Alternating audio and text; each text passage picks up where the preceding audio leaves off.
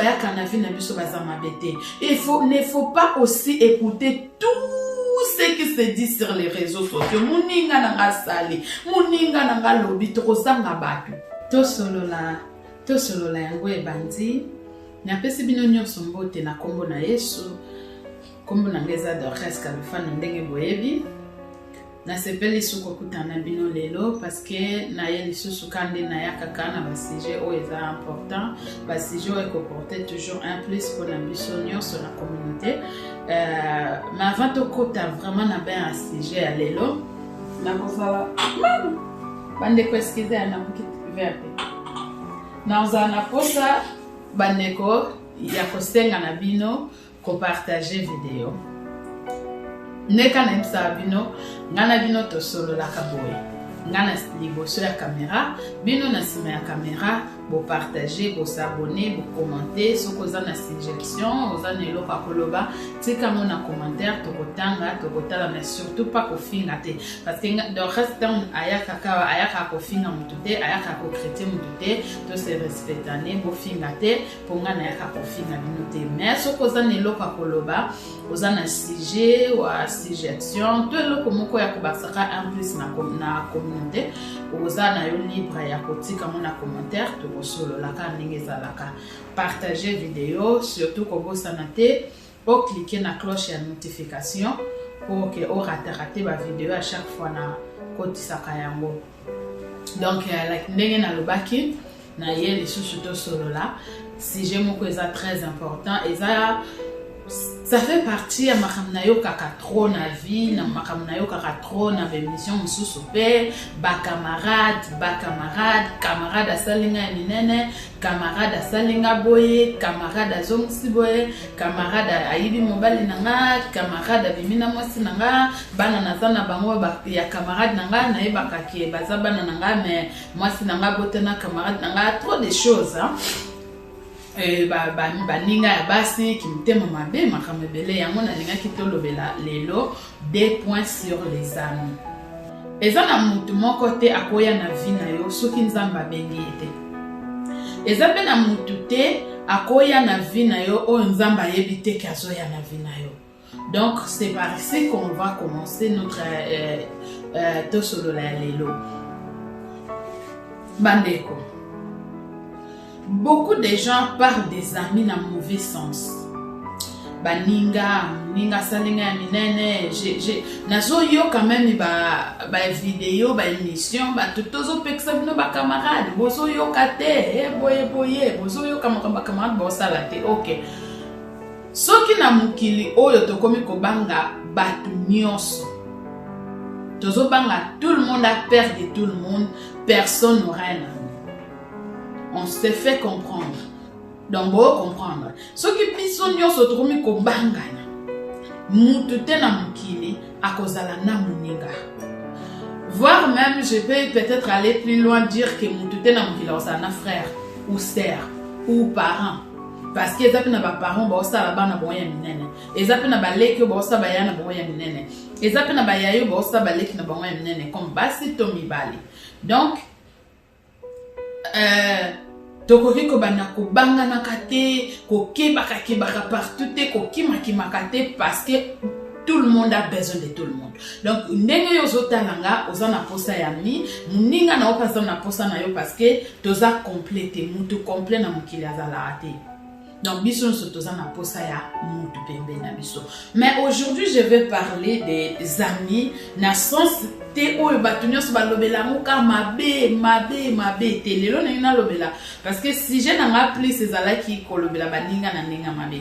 Mais je sais pas, j'ai pas compris. L'idée a changé. Bon, moi je dis qu'il y a nzamba limika to solo la sujet oyo na sens ya bien. Parce que ce qui tozo kende kaka na banseignement ou tokomi koyoka lelo baninga baza mabe batu bolingi kotika ba camarade te botika ba camarade. Vous savez, il y a des gens qui viennent sur les réseaux sociaux aye une expérience personnelle na ye moko azana mabe avant na na batu te abe banaka na batu nyonso ya vie azaki na oba bebani akena tanga moni katika li isolé, il vient accuser les autres. Il vient pour accuser les autres. oh batu babe baninga mabe bakamarade mabe nzoka ye moko azangi nanu kimia na kati na ye. Amina nga moko banako yebisa ngai ozangi Yesu ozangi Jésus ozangi Seigneur ozangi na Saint-Esprit donc moi za na kimia zate donc ye moko azangi Seigneur azangi Saint-Esprit azangi Yesu ozana kimia ndeni ozana kimia te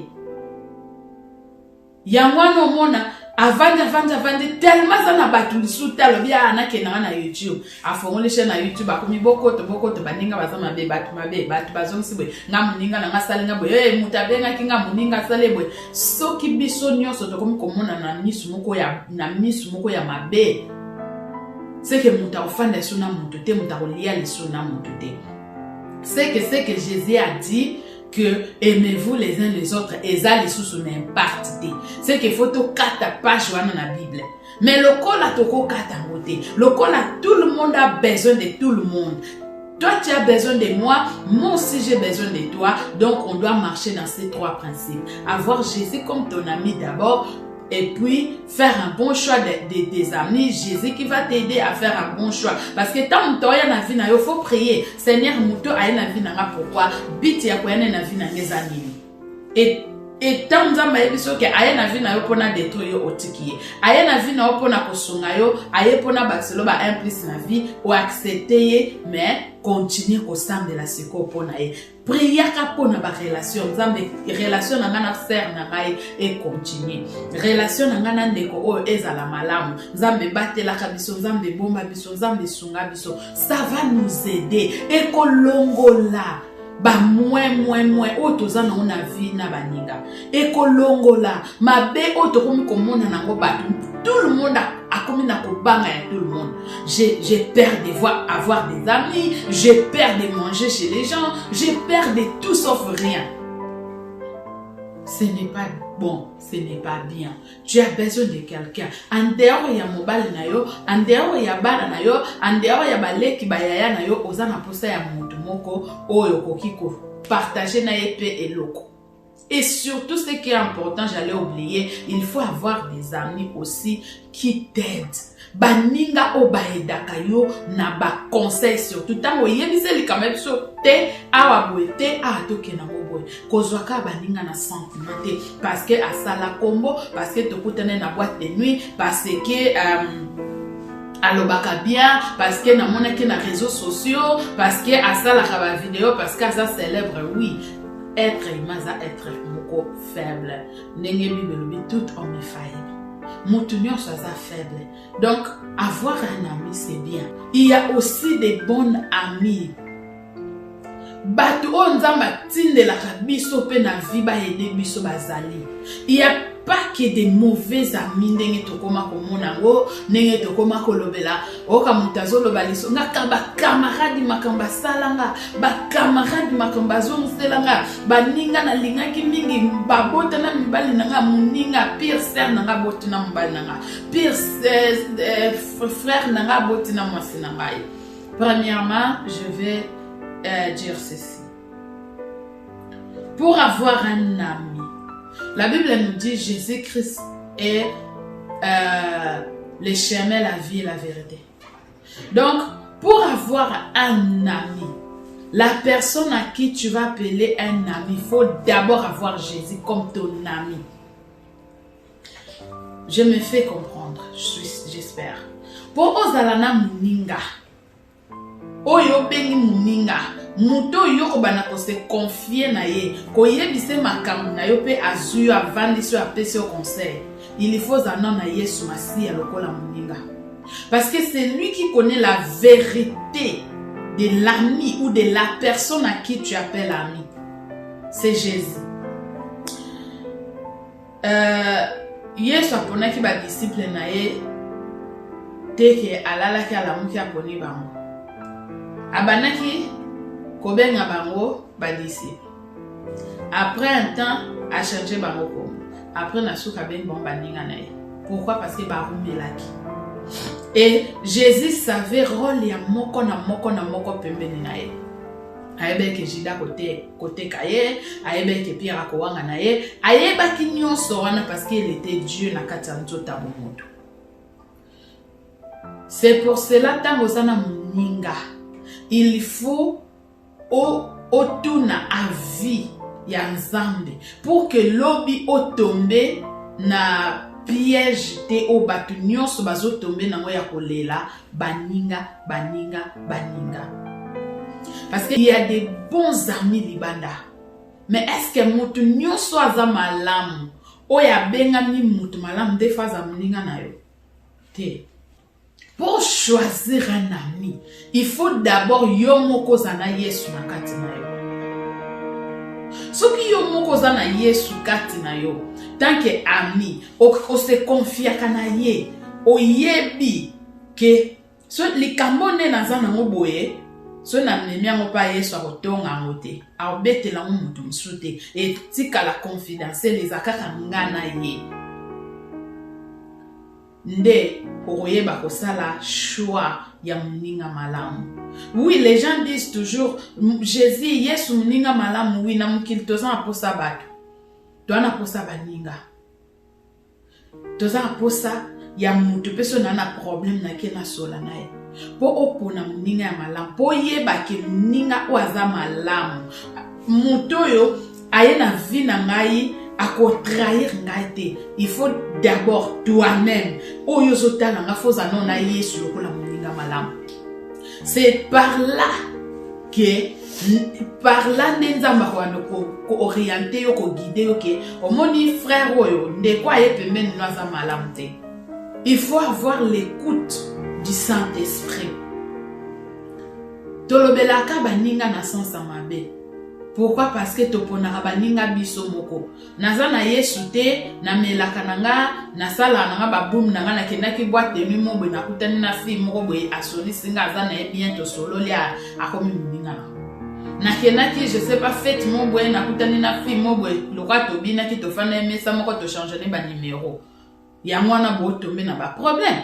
Ya mwana boza na ba souci. Yango wana tout le temps ba ezaka ka muninga na ngai, muninga na nga abotolinga mobali, muninga na nga salibe parce que to pona baninga biso moko. Au-delà de ça, toza na Yesu te tant que muninga kati na biso. Jésus-Christ étant notre ami, il va nous dire que nga naza ami na yo spirituel, na edako na nyonso spirituellement, physiquement, mais muto na tindeli yo na chemin na yo, mutu wana ako aider yo physiquement. Mutu wana aza mutu malamu. Il y a beaucoup de gens na yoka batu kolobebele na tika ki mwana nanga pa camarade nanga yi mwana camarade nanga abebiselinga mwana na kindoki camarade nanga sali boisson si est-ce que ami wana opona ki na nani? Comment tu as choisi cet ami? Muninga oyo zakana tout le temps. Muninga oyo komi kolela lelo, muninga oyo komi komona mabelelo, muninga oyo olobi trop obimi même na ba réseaux sociaux dire que muninga nanga asalinga boye akenaki Kinshasa a filmer ndaku na biso, muninga nanga na tela kamutema na tika kena bana nanga bebiselinga bana, muninga wana opona kiye koma ndenge nini yopona ki muninga wana? Jésus il est un ami par excellence, un ami qui ne trahit jamais. Ami oya koyebisa yo ke omoni frère wazo ya pembe na yo azamabe kokangama na ete.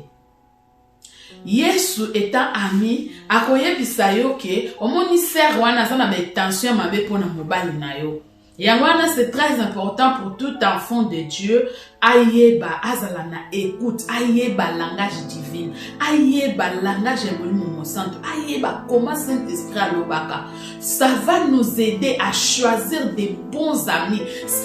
C'est ce que j'ai dit. Yangwana oloba, nazoloba, namkili tozana posa ya bato. Que personne te trompe.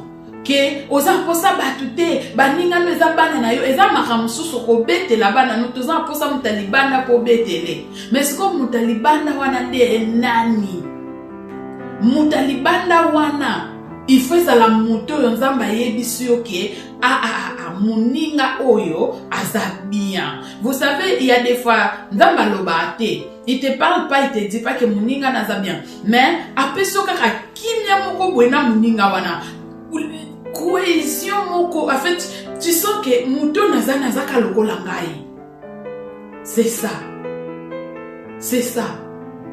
Peut-être Dieu ne va pas te dire que frère wana aza bien. Et ça peut na bato nzamba yebisa bon que moningo aza bien zalana et tout. Mais ça peut na bato mususu nzamba yebisa bon que moningo aza bien. Il faut bien choisir des amis pour ne pas tomber na babiloko toyo kalelo. Mais pour choisir un bon ami, il faut d'abord avoir le Saint-Esprit, Jésus-Christ de Nazareth, qui va t'aider, qui va te dire que muninga oyozana yete, muninga oyete. Les jeunesse en apocalypse ya ba vie ya ba congolais, donc na début na fin ba vie ya ba congolais, na ba vie amicale ba congolais, ezalaka ka muninga salinga mabe, muninga zongisi boye, ngana zaki na baninga na kutu ba memanga na muziki, kutu ba fik ba zonga boye, kutu ba botola mobile nanga, kutu ba détruisa bana nanga, kutu ba melanga mbongo, kutu ba ninga nanga, parce que en général to pona ba ninga bisomoko. Topona baninga bisomoko elikolo nango toyokaka te au Saint-Esprit alobaka eza bato mususu afambela te mais molimo mo Saint asufla eloko moko pona muningana. Saint-Esprit peut-être ayebisa ke muningana aza mabe, muningana aza mabe keba na ye, mais attirer attention te akotaki bolingo funa muninga, il ne savait plus quoi faire, donc akotaki pleinement mobimba na kati ya vie ya muninga, na kati ya sentiment ya bolingo ya ye na muninga na ye, ale a raté signal divin, a raté ma Saint-Esprit o ayebisaki ye. C'est bien, c'est bon d'avoir des amis. Moi j'encourage des gens d'avoir des gens tout autour d'eux. Okoye kozala yo mon côté na vie. Il faut zana mutu, muninga moko, mobali, oui. Il y a aussi des choses. Oh, ko yebisa mobali te. Peut-être aux un problème na mobali wana. Moyebi ke na ko yebisa ngo na ko yebisa ngo famille na été to famille na ngate mais na sakana camarade na moko no betela. Oza toujours na posa ya mutu. Oya za libana ya sentir na yo famille, mobali, bana et tout. Oza na besoin. Oza ne posa. Ozana ye posa. Kolobate ke ngai baninga basalanga mabe. Na suna posa baninga tete ozana posa ya muninga. Ozana posa ya baninga. Me baninga nini? Baninga oyo nzamba koyebisa yo. Baninga oyo ba yena vie na yo pour porter en plus. Quel est cet ami-là? Oyo tambola kanae amemela oka ba mwe. Directement, tu n'as même pas envie que Saint-Esprit aille bisayo ke muninga naza mabe. Dès que tu comprends déjà que muninga ono tambola ne amemela ngaka ba mwe, aza muninga malamu te. Mais muninga oyo yo fozala na ye eza premièrement Yesu Masiya. Na nzela ya Yesu ndako yebisa yo ke muninga wana aza bien zala na ye parce que aye na vie na yo pona ko aider yo. Et aussi il faut prier aussi pour nos amis. Bien aimé, ceux qui te semblent la rapport na ba famille na biso. Je prie pour mon mari, je prie pour mes enfants. Zambe béni mes enfants, Zambe béni mon mari. Mon mari azala mobile muka malamu. Moi sinanga meloko moko to bosanaka. Ko sambela pona baninga na biso. To bosanaka. Ko sambela pona baninga na biso. Mutu nyonso na vie aza mabe te. Eza peut-être na ami mususu ayaki na vie na yo te po a détourner libala no. Il n'est pas venu dans ta vie po abimana mwasi na yo. Aza penza muningo nzamba tindelaki yo. Mais n'oubliez pas que la Bible dit le diable est rusé. Diable aza tout autour na biso azo lukana na ko détruire. Yo za na muninga, yo kenda ke église muninga na sambela te. Yo za na muninga, tu pries pour ta famille, pour tout, osambe la pona muninga note, osambe la pona bana ya muninga note, osambe la pona libala ya muninga note. Peut-être à sa femme seule, peut-être à un homme seul, osambe la rapona ete. Qu'est-ce que tu attends en retour? Ce qui satan a koki yote.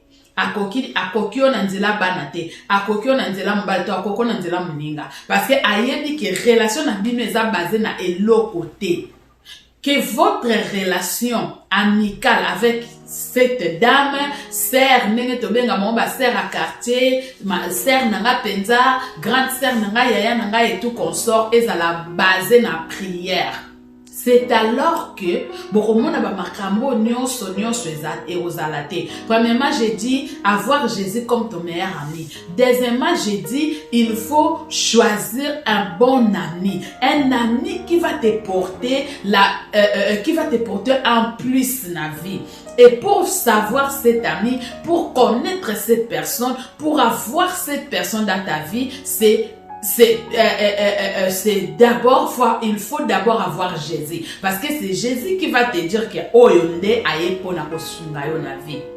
Oyonde aye pona ko aider yo. Ye aye te pona ko détruire yo. Et troisièmement, il faut prier pour tes amis. Okoza na baninga 20. Bango nyonso baza bien, ba pesa ko conseil, ba aida ko na ba course, ba aida ko na makambo ebele na mbongo na nyonso. Mais ekozaka na muninga oyo Satana kokota na kati na ye. Si je comprends bien, beaucoup de relations ezokufa pona nini. Beaucoup de relations ezokufa manque ya prière. Manque ya prière, manque d'amour de Jésus dans nos cœurs. Bato bana bolingo ya Yesu te. Souvenez-vous, Bible recommande biso to lingana entre biso na biso. Soki yo moko na nous en bolingo ya Yesu na kati na yo te. Bolingo Yesu a recommanda biso o linga muninga ndeni. Yango zo mona bazalaki 10 oya kiatongi oya kiatongi oya kiatongi ale na suka ba panzani ba victime ba bini. Pourquoi? Parce que bolingo nanu ya Yesu na kati na mitema na biso ezate. Nous devons d'abord avoir l'amour de Jésus kati na biso. L'amour dont le Seigneur nous a recommandé de nous aimer les uns les autres. Dès que tozana bolingo wana, nde bolingo wana kosala ke na sala ami na nga mabete. To na sala mwana ya mina nga mabete parce que na lingi ye na bolingo ya Yesu Masia. Et au-delà de ça, c'est Dieu qui va te dire que muninga oyo aza bien. Donc, quand tu as l'amour de Dieu en toi, tu as Jésus comme un ami. Il te dit que cet ami-là, la personne qui court derrière toi, la personne va être ton ami, aza bien. Okolinga ye na bolingo ya Yesu. Okolinga ye lokola ndenge Yesu aza ko senga na biso. Ba ninge bele ba panzana ka rien que na songi. Satana ya kuti boza bien. Atali na kati na bino mibale nani aza esprit faible. Oya aza esprit faible. Ate de moi songi. Tama kote de moi songi komi oya tongi oyo akia tongi opa oyo akia tongi opa oyo après komi poto après na suka bopanzana. Batu nyonso bayaka na vie na biso baza mabete. Ne faut pas aussi écouter tout ce qui se dit sur les réseaux sociaux. Muninga nanga sali, muninga nanga lobi tokozanga batu. Seulement pour bien vivre avec les gens, pour bien vivre avec des amis surtout, il faut d'abord yomoko mtozo luka ozana muninga zalana na Yesu lokola muninga malamu. Deuxièmement, zalana bolingo Yesu a recommandé biso aimez-vous les uns les autres, que ça soit aux chrétiens, que ça soit aux païens, bolingana entre bino na donc ta muninga na sambe la raté linga enano. Et puis troisièmement, priez pour nos amis. Quand tu pries pour tes potes, pour tes amis, et ça passe à ta muninga wana zama be, et ça passe pour Satana kota ya kopanza. Moi je viens vraiment pour vous encourager d'avoir des amis. Avoir un ami c'est bien. Mutumo be ovandi obenge po solo lina ya solo lipenayo. Mutumo be po ovandi obenge o partager na yepe. Beaucoup de gens batebele ba kufa ba stress, ba souci, ba makambe belé, ba dépression, ba tension parce que ça na makamazangi muto partager nae. Mais soko za na ami moko, o ezana ni Yesu Masia. Et puis na nzela Yesu Masia, atindeli yo ami oyo ako aider yo. Oyo boko bano partager, oyo boko bana ko solola, oyo ako sunga yo. Que soko zana likambu il est là, soko zana likambu à soutenir yo, oko zala bien la vie, oko regretter te. mais soko oponi baninga na sentiment na yo moko oponi baninga parce que okutanaki na quelque part nde kolele zoya nde milele zoya parce que soki satana koye kozwa te na nzela ya bana akozwa ata na nzela ya moninga soki na famille na bino bozaka na balien bokoye kofanda na ndako mabala te ale yo bali oke koponaka moninga mo bolokotaki ka na supermarché oyene na ndako na yo oyebaka moninga na moto obotolo libala na po demo atambola na famille na bino ke bobala te wana oyo yo o salaki bras de fer na ye oyo yo o lancelaki ye défi demo wana akotaka na nzela moninga botolo libala le komi moninga amsusko moninga na azane pour rien, il est pour rien. Choisis bien nos amis. Prie d'abord avant de choisir un ami. Avoir Dieu comme un ami. Et puis parle à lui que Seigneur, je sais que tu es mon meilleur ami, mais je vais avoir un ami à côté de moi physiquement. On a reçu la naï, on a reçu la naï. Qu'est-ce que tu dis? Nani ne fois à pembe nanga. Nzamba bisayo. Et tu ne seras pas déçu. Moi, je vous dis parce que j'ai cette expérience. Ngana tikala ko expérience c'était obat balobaka baninga ya mabe parce que tout autour de moi j'ai des amis oyo nzamba tindelanga pourquoi pas yo. Ceux qui ont moto fa témoigner que baninga ya bien bazana mokili, moi je témoigne que il y a des bons amis, mais pour rencontrer des bons amis là, il faut seulement voir Jésus. Et aussi, il ne faut pas oublier de prier, surtout beaucoup pour vos amis, pour que ma bé et atteindre tozoyo ka de part et d'autre pour na baninga. Que Dieu vous bénisse. N'oubliez pas à liker, à commenter, surtout à s'abonner, à partager nos vidéos et ne kanalobaka. Bande konangai. Tosolo.